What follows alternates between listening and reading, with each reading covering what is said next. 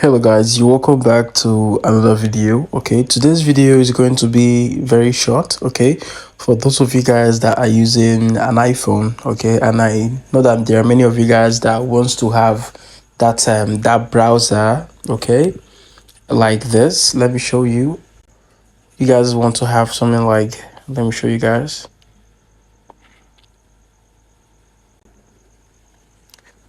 So guys, I know that there are many of you guys that wants to have this Dapp browser right here on your iPhone, okay, and this is how you can get this. Okay, so the first thing you need to make sure that you're following me. Okay, subscribe to my YouTube channel, and we talk about everything about crypto, so I don't want to waste your time.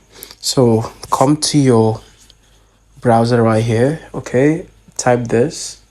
Don't worry, just you're going to see what I'm going to do right now. I'm going to tag this on here. This was how I was able to get mine. So after searching this, then you copy this address. I'm going to leave this address for you down in the description or comment section. Okay, so go grab it. So you copy this. So when you copy this right on this browser, you just paste that link right here. So when you press that link, okay, let's do this. So when you now do this, just paste it right there. When you paste it, then you search that link. So when you search that link, okay, just let's do it again. So you come here, you do it this way. Okay, mine is writing cannot open this. Okay, so let's get this off. Mine worked by just doing this. So you just paste this right there. When you paste this, it will ask you to open it. So when you open, okay, this is going to enable or trigger an option, okay, for that browser to be kind of open for you to use, okay, to enable that browser.